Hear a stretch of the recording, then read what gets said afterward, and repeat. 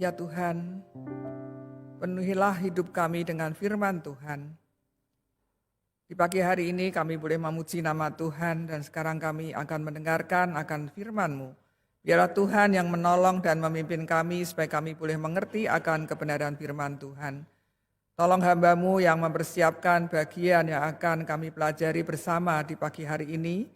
Biarlah Tuhan berkati, Tuhan tolong supaya firman yang diberitakan boleh dimengerti oleh jemaat dan kami boleh bersama-sama bertumbuh di dalam kehidupan kami sebagai anak-anak Tuhan. Terima kasih ya Tuhan, sekali lagi kami serahkan waktu kami di dalam membaca dan merenungkan firman Tuhan hanya ke dalam pimpinan Roh Kudus saja. Di dalam nama Tuhan Yesus Kristus kami panjatkan doa ini. Amin.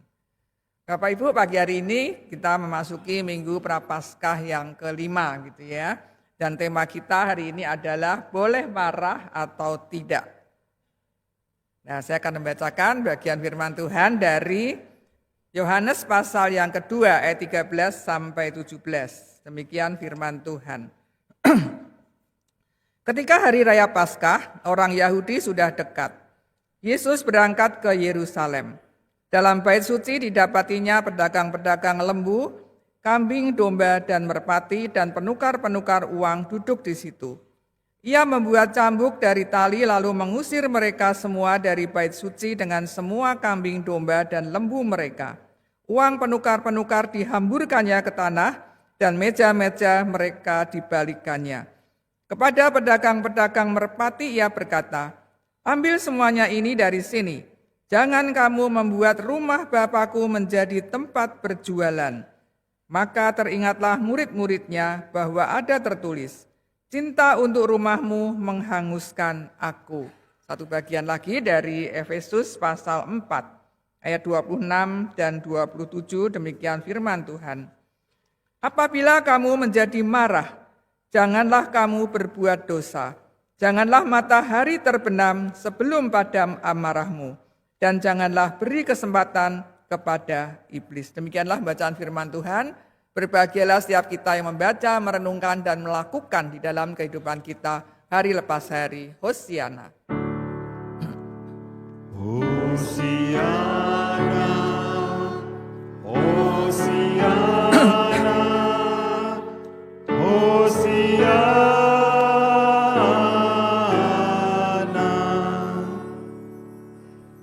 Ya Bapak Ibu dikasih Tuhan, sekali lagi tema kita di Minggu Prapaskah ini, boleh marah atau tidak. Nah Bapak Ibu, seringkali kemarahan itu dianggap sebagai emosi yang salah gitu ya. Bahkan dianggap dosa kalau marah.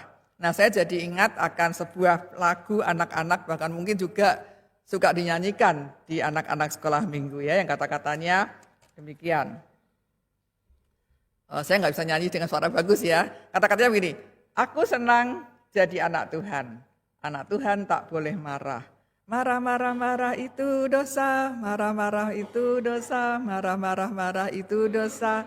Anak Tuhan tak boleh marah." Pernah ya dengar lagu seperti ini ya? Mungkin waktu kita sekolah minggu juga pernah nyanyi lagu ini. Nah Bapak Ibu, bagaimana anak tidak boleh marah gitu ya? Kalau mamanya sibuk main handphone sampai belum masak gitu ya. Ada yang ketawa, mungkin juga ada yang ngelaku ini ya.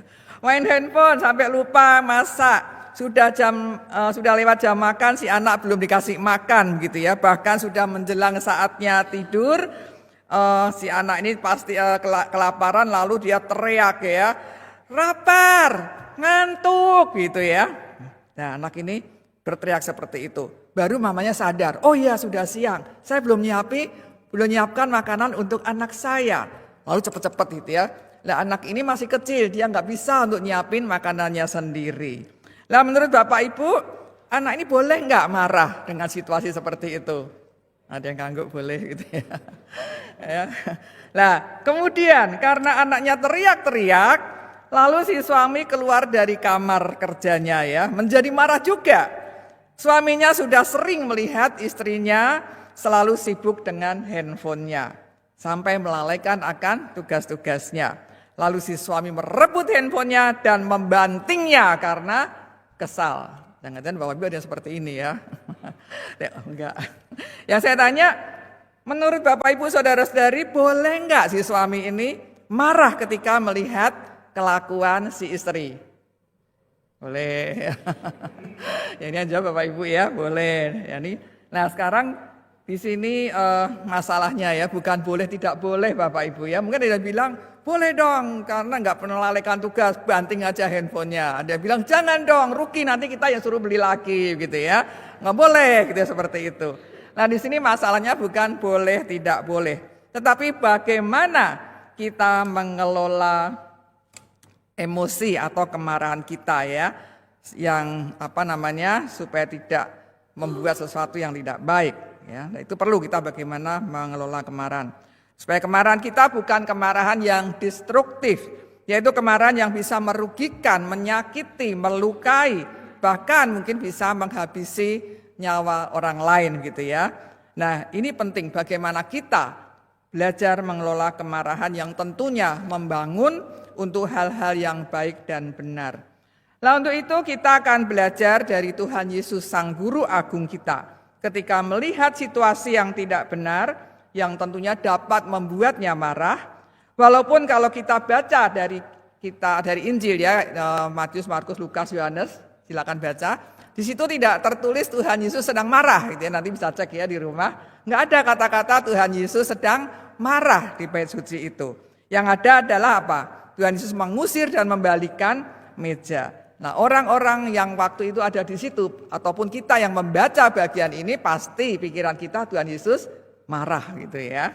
Walaupun tidak ada kata marah, tapi kita akan melihat bagaimana dalam hal ini. Nah di ayat yang ke-13 dikatakan bahwa hari raya Paskah orang Yahudi sudah dekat. Dan Yesus dari Kapernaum pergi ke Yerusalem. Nah ini adalah Paskah pertama setelah pembaptisan Tuhan Yesus. Nah setibanya di bait suci di Yerusalem, apa yang dilakukan oleh Tuhan Yesus? Ia membersihkan bait suci, bukan berarti nggak nyapu ngepel gitu ya. Tetapi kita bisa lihat apa yang dibuatkan di dalam Maleakhi pasal 3 ayat 3 yang dikatakan demikian. Ia akan duduk seperti orang yang memurnikan dan menahirkan perak. Ia menahirkan orang Lewi, menyucikan mereka seperti emas dan perak, supaya mereka menjadi orang-orang yang mempersembahkan kurban kepada Tuhan dalam kebenaran. Bapak Ibu Saudara-saudari yang dikasihi Tuhan, Tuhan Yesus membersihkan apa yang salah, yaitu kecemaran-kecemaran yang dilakukan di bait suci.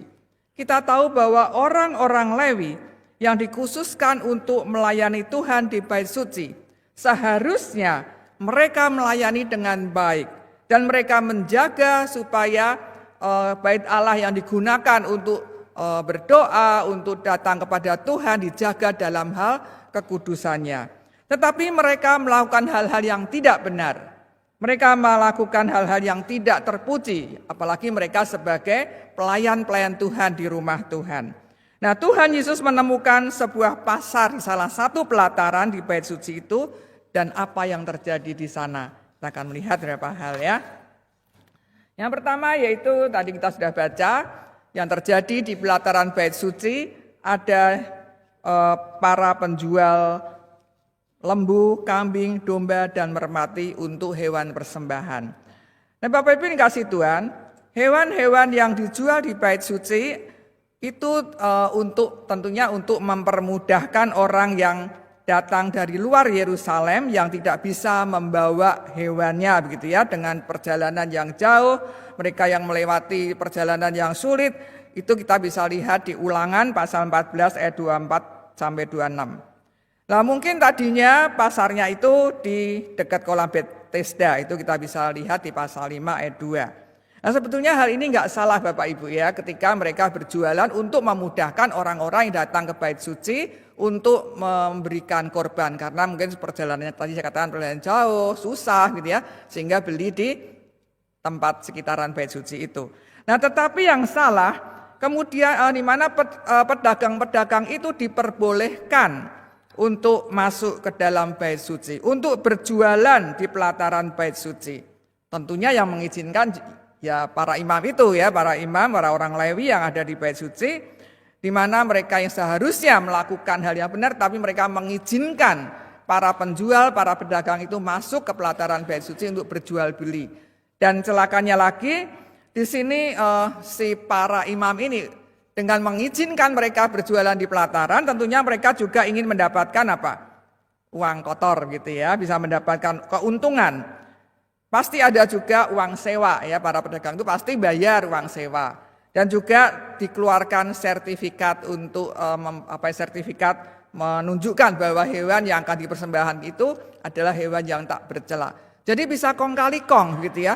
Orang yang sudah jauh-jauh membawa hewan dari tempatnya gitu ya, mau dibawa untuk dipersembahkan, bisa aja dikatakan, oh ini nggak boleh, ini nggak layak, ini bercela. Kamu harus beli di pedagang yang ada di tempat ini. Nah itu sangat merugikan orang lain ya, bisa dilakukan seperti itu. Dan itu membuat para imam bisa mendapatkan keuntungan lewat para pedagang yang berjual beli di tempat itu. Baik dalam hal sewa, mungkin juga dalam pengeluaran sertifikat untuk menunjukkan bahwa binatang yang akan dipersembahkan itu tidak bercela. Nah Bapak Ibu, ini yang dilakukan oleh para imam pada saat itu ya. Mereka menyalahgunakan dan mengizinkan para pedagang berjualan di pelataran untuk mereka mendapatkan keuntungan yang besar. Lalu juga ada dikatakan tadi ya, tempat penukaran uang. Yaitu untuk mempermudah orang-orang yang setiap tahun harus membayar pajak persis setengah sikal. Itu kita bisa baca di Keluaran 30 ayat 12 ya. Mungkin mereka nggak punya uang pas, koin yang pas setengah sikal. Oleh sebab itu mereka butuh menukarkan uangnya. Nah ini juga bisa dimanfaatkan oleh para imam itu ya, untuk apa? Pasti dapat duit juga gitu ya, uang sewa tempat atau mungkin dapat komisi juga berapa yang dijual gitu ya, dan yang ditukar dan sebagainya. Nah ini juga suatu hal yang tidak benar yang dilakukan oleh para imam. Nah Bapak Ibu ini kasih Tuhan Yesus, kecemaran-kecemaran di bait suci inilah yang membuat Tuhan Yesus mengusir dan membalikkan meja-meja para pedagang dan penukar uang. Sebetulnya Tuhan Yesus sudah melihat semuanya ini sebelumnya gitu ya, ketika dia masih belum memulai pelayanannya. Tetapi ketika dia sudah menampakkan jati dirinya sebagai seorang nabi di hadapan banyak orang, barulah Tuhan Yesus mengusir. Tuhan Yesus tidak mengeluh kepada para imam, kenapa orang-orang kok berjualan di tempat ini? Karena Tuhan Yesus tahu bahwa para imam inilah yang ikut ambil bagian, yang punya andil untuk melakukan kecemaran di bait suci itu. Tuhan Yesus sendiri yang melakukan pembersihan atau pengusiran para pedagang itu. Nah, kita akan melihat bagaimana cara Tuhan Yesus melakukan pembersihan tersebut ya. Yang pertama yaitu mengusir kambing, domba, dan lembu beserta para penjualnya. Itu ada di ayat 15 tadi ya. Tuhan Yesus membuat cambuk, kemudian menggunakan cambuk itu apa? Untuk menghalau binatang-binatang, untuk mengusir binatang-binatang dan juga penjualnya tentunya keluar dari bait suci. Bukan untuk mencambuk para pedagang, tidak untuk melukai, ya, tetapi untuk mengusir binatang-binatang itu keluar dari bait suci dan juga para pedagangnya. Tuhan Yesus tidak menginginkan apa-apa dari itu hanya untuk sebuah pembaharuan supaya tidak terjadi pencemaran di bait suci.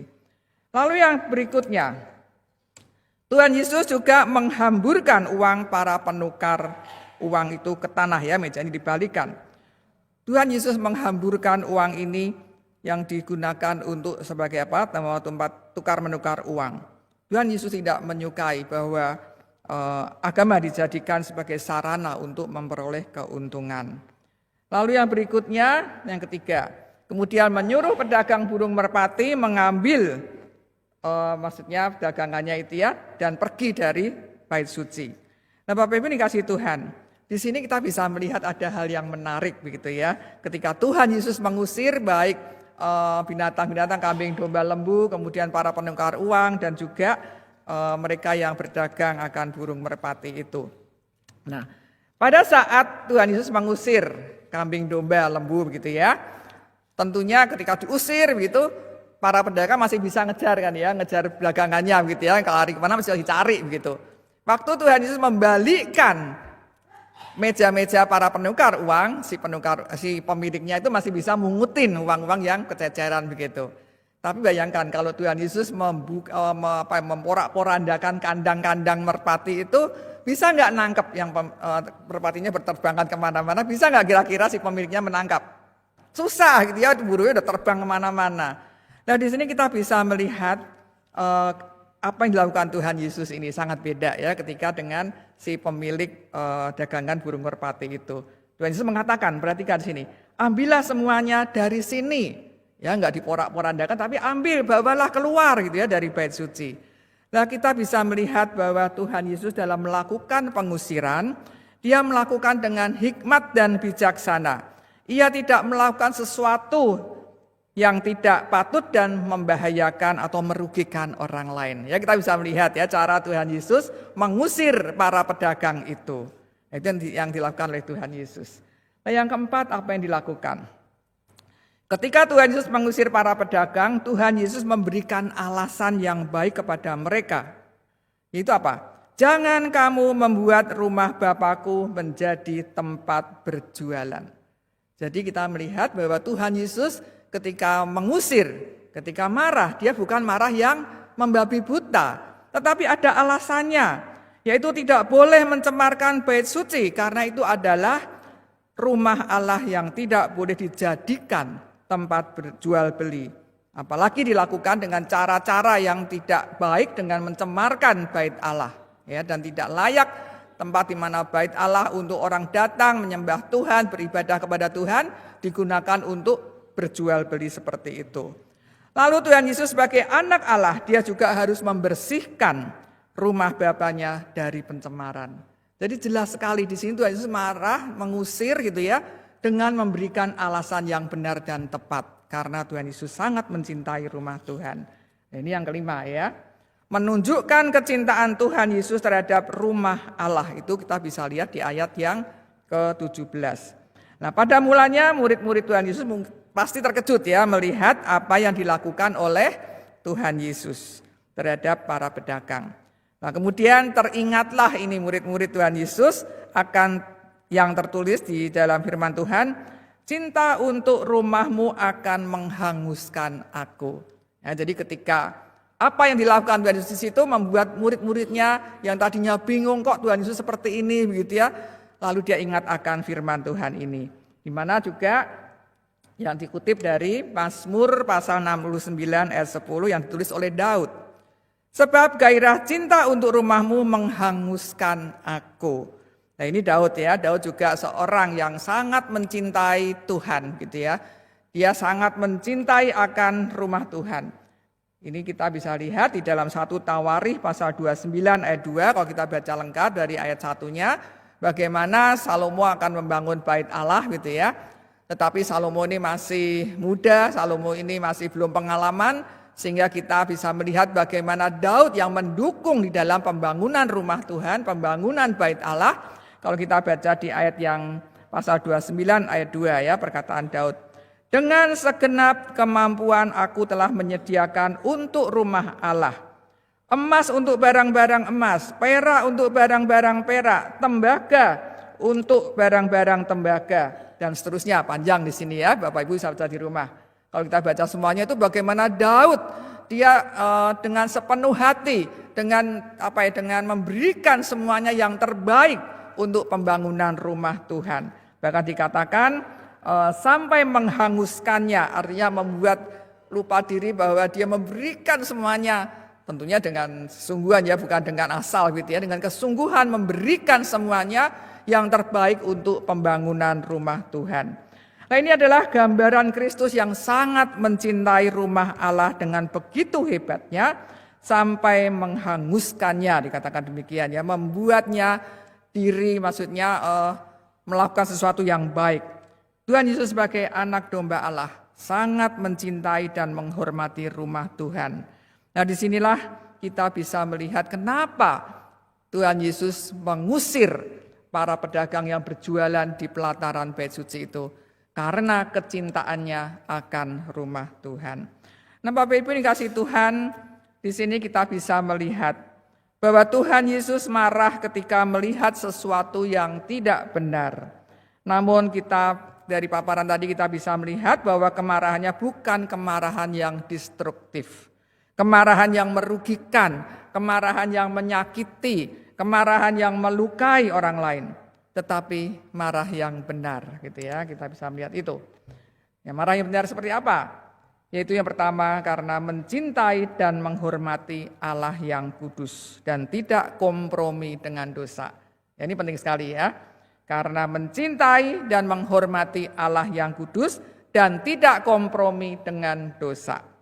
Lalu yang kedua, penuh dengan hikmat dan bijaksana dalam bertindak yang tidak merugikan dan membahayakan orang lain. Tadi kita bisa melihat ya ketika mengusir yang punya lembu, domba, kambing, domba dan sebagainya, kemudian menukar uang dan yang punya merpati gitu ya, tidak merugikan. Buat cambuk tidak untuk mencambuk orangnya, tapi untuk menghalau. Jadi Tuhan Yesus penuh dengan hikmat, ya, marah yang benar penuh dengan hikmat dalam bertindak dan tidak merugikan. Lalu yang ketiga, memberikan alasan yang tepat dan benar atas apa yang dilakukannya. Jadi nggak marah yang marah nggak kepungguh gitu ya, orang bilang nggak marah yang marah nggak juntrungan gitu ya, bukan marah yang destruktif tapi marah yang memberikan alasan yang benar. Karena mencintai akan rumah Tuhan. Ingin supaya rumah Tuhan ini sungguh-sungguh digunakan untuk memuji Tuhan dengan kehidupan yang kudus. Nah Bapak Ibu, kita juga mesti belajar begitu ya di dalam kehidupan kita menghormati, kalau kita kaitkan dengan ini dalam hal ini Tuhan Yesus menghargai, menghormati rumah Tuhan. Nah bagaimana kita juga menghormati rumah Tuhan? Apakah kita di dalam beribadah, kita juga beribadah dengan kekudusan hidup gitu ya, itu penting sekali. Nah dalam kemarahannya Tuhan Yesus tetap mengendalikan emosinya di sini ya dengan baik. Nah setelah semuanya bersih, dia kembali dapat melayani banyak orang. Dan dicatat di dalam ayat 23, selama hari raya Paskah banyak orang percaya dalam namanya, karena mereka telah melihat tanda-tanda yang diadakannya. Jadi ketika Tuhan Yesus marah ini jelas sekali gitu ya. Karena tidak mau rumah Allah jadi cemarkan. Dan ketika Tuhan Yesus juga marah yang tadi punya alasan yang benar. Sehingga ketika sudah selesai membersihkan bait Allah dari orang-orang yang mencemarkan bait Allah itu, Tuhan Yesus tetap bisa melayani dengan baik. Bahkan dicatat banyak sekali orang yang percaya di dalam namanya. Nah mari kita dalam kehidupan kita sebagai anak-anak Tuhan, kita juga mengevaluasi diri kita masing-masing. Dalam hal ini kita belajar tentang marah gitu ya. Bagaimana ketika kita marah terhadap seseorang, baik terhadap istri kita, suami kita, anak-anak kita, orang-orang yang ada di sekitar kita, bawahan kita, asisten rumah tangga kita. Apakah kemarahan kita adalah kemarahan yang asal marah gitu ya? Spontan, marah yang enggak kepungguh atau marah yang destruktif, atau kita marah karena kita tahu akan kebenaran dan marah kita bisa kelola dengan baik. Nah, mari kita mengevaluasi diri kita, Bapak Ibu, supaya kita bisa marah dengan marah yang benar gitu ya. Nah, Bapak Ibu, kalau kita melihat segala sesuatu yang mungkin di sekitar kita tidak benar, mungkin kita bisa marah, tapi yang penting kita bagaimana kita mengelola kemarahan kita. Bukan marah yang destruktif, tapi ya. Ada orang yang bilang diam sejenak, hitung 1 sampai 10 waktu lihat sesuatu yang kayaknya enggak benar gitu ya. Marah gitu ya. Jangan langsung marah yang destruktif, tapi kita harus tenang, hitung 1 sampai 10. Ya, yang bilang ketika hitung 1 sampai 10 itu memang sudah turun otomatis begitu ya. Jadi ingat ya, kalau melihat sesuatu yang kayaknya enggak benar, jangan langsung marah yang marah yang bisa merugikan atau disebut destruktif tadi. Hitung 1, 2, 3 itu udah langsung turun tuh. Ya, baru mikir saya marahnya mau seperti apa. Ya, jadi marahnya marah yang mikir gitu ya. Nah bisa dipraktekkan ya Bapak Ibu ya di rumah, marah yang tidak destruktif, marah yang benar. Nah di dalam Efesus pasal 4 ayat 26 sampai 27 nih ya, di mana Paulus mengatakan demikian. Apabila kamu menjadi marah, janganlah berbuat dosa. Janganlah matahari terbenam sebelum padam kemarahanmu. Dan janganlah beri kesempatan kepada iblis. Ada 3 hal yang kita bisa belajar juga dari apa yang dikatakan oleh Rasul Paulus. Jangan sampai berbuat dosa. Artinya apa? Jangan menyakiti, jangan merugikan gitu ya akan orang yang kita marahin. Nah, memang nggak mudah ya, kadang-kala tuh kita spontan gitu aja, lepas gitu aja. Tapi tadi kita belajar ngitung dulu ya, kalau kita udah melihat sesuatu udah pengen marah, 1, 2, 3 itu udah turun otomatis gitu ya. Nah itu perlu belajar. Nah, jadi kita jangan sampai berbuat dosa, menyakiti, merugikan. Tetapi kita bisa menolong untuk ketika kita memarahi karena kita ingin supaya orang itu atau anak kita atau orang yang kita marahi itu berbuat melakukan yang benar gitu ya, tidak melakukan kesalahan. Lalu dikatakan jangan berkepanjangan ya sampai tadi apa dikatakan janganlah matahari terbenam sebelum padam kemarahanmu. Artinya apa? Jangan sampai berkepanjangan, sampai mendiamkan orang yang kita marahin, kita nggak mau lagi ngomong gitu ya. Bahkan kita punya dendam pada orang itu bisa merusak hubungan kita dengan orang lain. Ya marah, kita udah kasih penjelasan. Kita harus bisa jangan sampai kemarahan itu berlanjut-lanjut terus kita ungkit terus nggak ada habisnya begitu ya, dan akhirnya merusak hubungan kita. Dan ini yang ketiga, jangan beri kesempatan kepada iblis untuk kita jatuh dalam dosa. Ya, jangan sampai karena kemarahan kita dipakai iblis untuk membuat kita jatuh dalam dosa.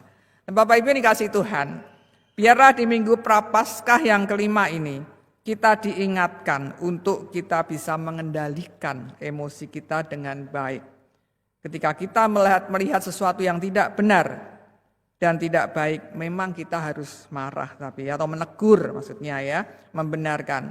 Tetapi tentunya dengan cara yang baik dan membangun, bukan dengan cara yang destruktif. Amin. Mari kita berdoa. Tuhan Allah Bapa kami yang di surga, kami bersyukur dan berterima kasih untuk firman Tuhan di pagi hari ini kembali mengingatkan kami.